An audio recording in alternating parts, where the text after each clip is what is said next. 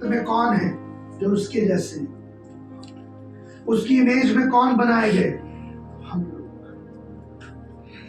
और बाइबल कहती है सबसे पहले उसने प्रेम किया, उसने जगत से प्रेम किया और प्रेम करने के लिए उसने अपने इकलौते पुत्र को बलिदान दिया, उसने अपने इकलौते पुत्र को दे दिया।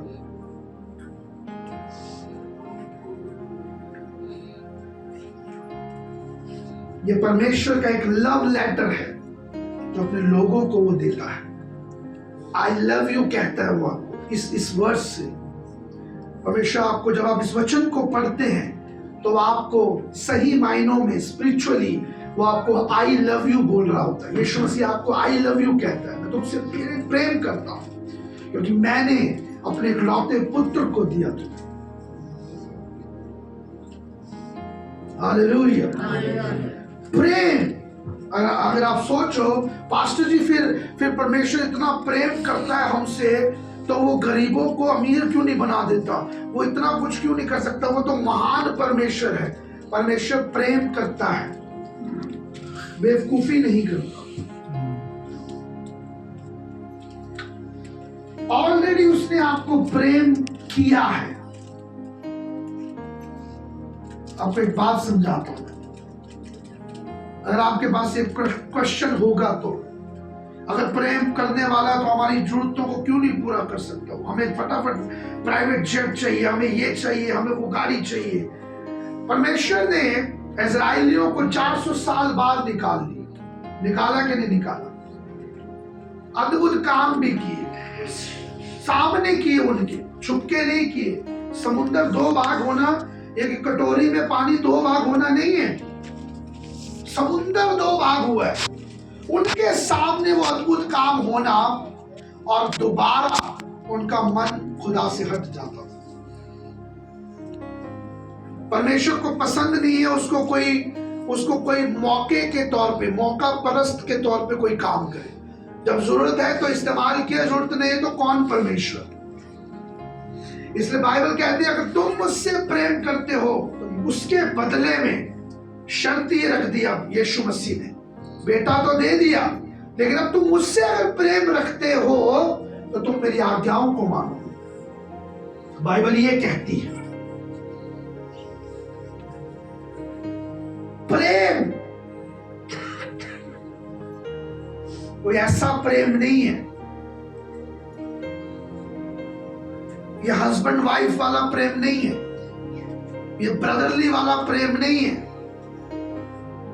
ये माँ और बच्चों वाला प्रेम नहीं है। क्योंकि बाइबल कहती है कि माँ अपने दूध पिलाने वाले बच्चों को भूल सकती है, हमारा खुदा कभी नहीं भूलेगा। ऐसा हो सकता है, बाइबल कह रही है ऐसा होता है और हो भी सकता है, लेकिन हमारा खुदा कभी हमें नहीं भूलेगा। प्रेम ऐसी एक शक्ति जो पवित्र आत्मा से हमें मिलती है, जो पवित्र आत्मा का पहला वरदान हमें दिया है, जो पवित्र आत्मा की पहली चीज हमें दी है। ये क्या करते थे कुरिन्थियों के लोग? ये आपस में अनुवाद करते थे, ये वाद विवाद करते थे, और मैं तेरे से बड़ा वरदानी और तू मेरे से कम वरदानी, तेरे से ज्यादा मुझ में वरदान, तेरे से ज्यादा मुझ में अच्छाइयां, तेरे से ज्यादा मेरे में अंदर अन्य भाषा का वो है। हालेलुया। पढ़िए जरा पहला कुरिन्थियों उसका 12वां अध्याय 31वीं आयत पढ़िए, क्या लिखा है इधर? यस, 12वां अध्याय 31वीं आयत, पहला कुरिन्थियों। Next slide. यस। क्या सब अनुवाद करते हैं? तुम बड़े से बड़े वरदानों की धुन में रहो, परंतु मैं तुम्हें और भी सबसे उत्तम मार्ग बताता हूं। हालेलुया। कहते हैं तुम्हारे बीच में ये अनुवाद चलता है, वाद विवाद चलता है, वरदानों के चक्कर में तुम भिड़ते हो आपस में। मैं अच्छा हूं, मैं बढ़िया ऑपरेट करता हूं, मैं अच्छी चेहरे बिछा सकता हूं, मैं अच्छा मैनेजर हूं, मैं अच्छा ऑर्गेनाइजर हूं, मैं सब कुछ हूं, मैंने वो वाला सुर बड़ा अच्छा लगाया वहां पे,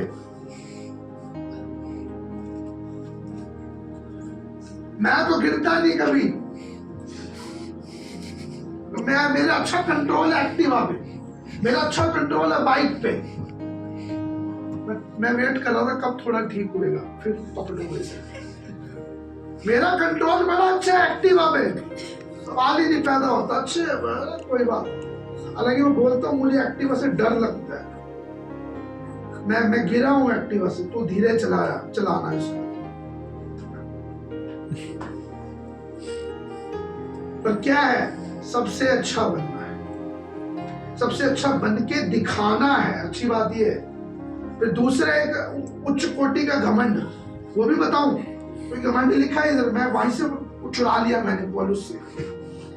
यहाँ घमंड लिखा उच्च कोटि, मैं बड़ा हैंडसम, मैं बड़ी सुंदर, मुझे तो अच्छा लड़का मिलेगा ही मिलेगा, मुझे तो अच्छी लड़की मिलेगी। आज कलीसियाओं में ये अनुवाद छिड़ते हैं। कुरिन्थियों में था, आज भी यही चक्कर है। आत्मिक वरदान आने की छोड़ो, भटकेंगे भी नहीं आसपास, क्योंकि आपने कुछ और वरदान लिए हुए हैं। अगर आपके अंदर आत्मिक वरदान नहीं होंगे ना, आप अपने आसपास वाली चीजों को वरदान बना लोगे। मेरे पर बढ़िया टीवी है यार, मेरे पर बढ़िया फ्रिज है, उन बातों को बढ़िया बना लिया, बढ़िया चीजों वाली बातों को छोटा कर दिया, उन बातों को बढ़िया कर दिया। मेरे पे अधिक पैसा है, वो सोच रहे वरदान है। यही पैसा स्वर्ग में कूड़े करकट के तौर पे पड़ा हो, कचरा। तो तुम्हें लोड़ नहीं है सोने की, तुम्हें हीरो की लोड़ है, हीरे वाले महल चाहिए। हालेलुया। पौलुस बड़ा कंट्रोल करके अपने ऊपर कह रहा है, तुम अनुवाद करते हो वरदानों के लिए, तुम वरदानों के लिए आपस में भिड़ते जा रहे हो। तुम ये सोच रहे हो मैं सबसे अच्छा, मुझे बड़ा अच्छा स्किल्स दिया है, मुझे बड़ा अच्छा टैलेंट है मेरे पास। ये कहता कुछ नहीं है, ये कुछ भी नहीं है। इससे अगला पढ़ो फिर क्या बोलता है वो पौलुस।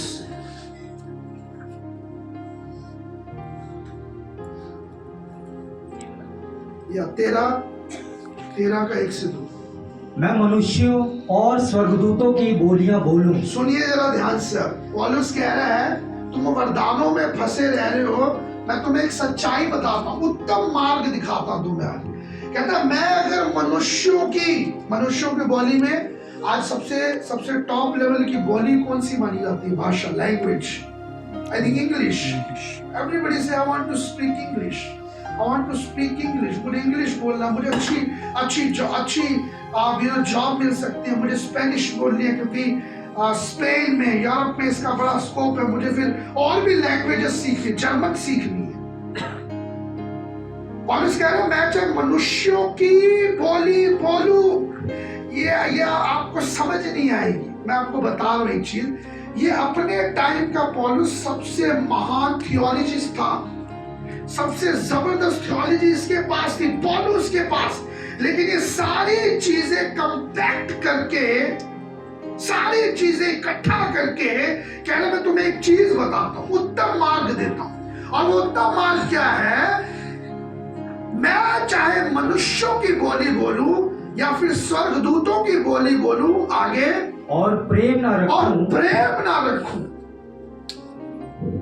आज प्रेम पकड़ना हमने, प्रेम कहीं चला ना जाए, और प्रेम ना रखूं, मैं क्या हूं? पढ़िए।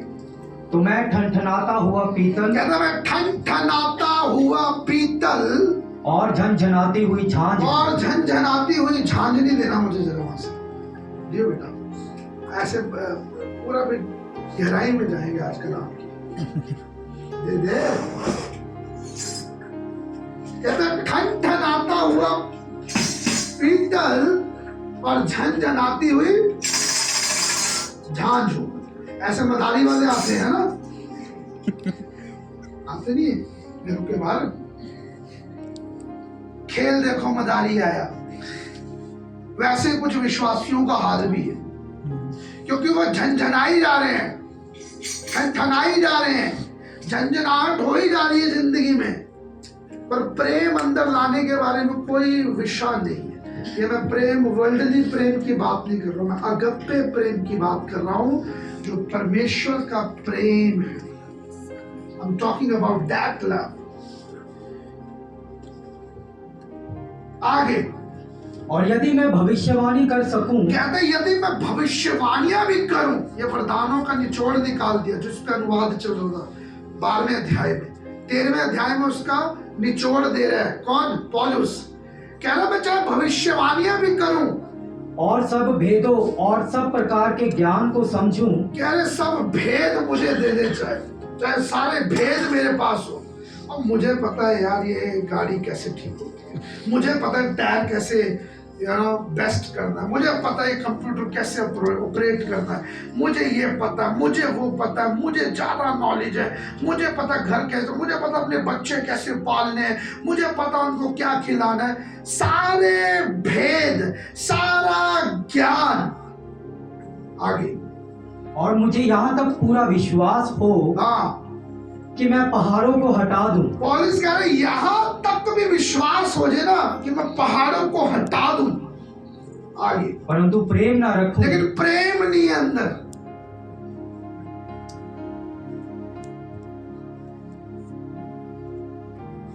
सब मिट्टी, A to Z, सब मिट्टी, सब खत्म।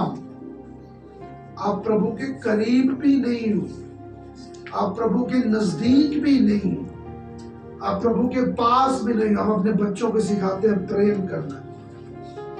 मैं जब भी गाड़ी में जाता हूँ मैं कुछ खुले पैसे अपने साथ में रखता हूँ, ताकि कोई भी लाइट पॉइंट पे मैं खड़ा हूँ तो कोई अगर आए मांगने के लिए तो हम उसको दे। फिलोमोन के सामने हमने तकरीबन 10-15 बचपन से देखता आ रहा है, लेकिन अब वो थोड़ा मैच्योरिटी के आ रहा है, तो अब वो खुद बोलता पापा वो आ रहा है उसको पैसे दो। तो कभी कभार उसको छेड़ता हूँ, नहीं मैंने नहीं देने उसको पैसे। कहता नहीं आप दो उसको पैसे, उसको जरूरत है पैसों की। प्रेम करना अंदर होगा तो सिखा भी सकते हो। लव ऑलवेज गिव्स, प्रेम हमेशा देता है। परमेश्वर ने प्यार किया, उसने अपना इकलौता पुत्र दे दिया।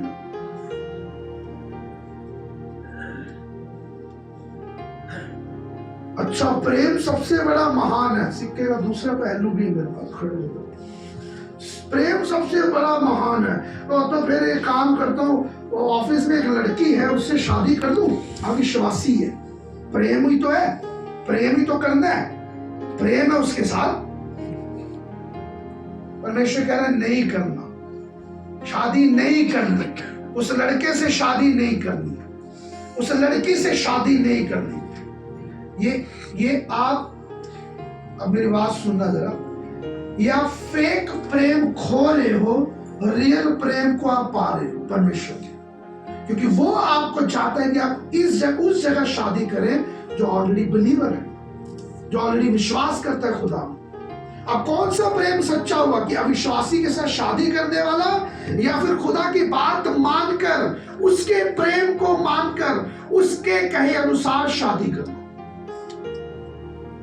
Very tough.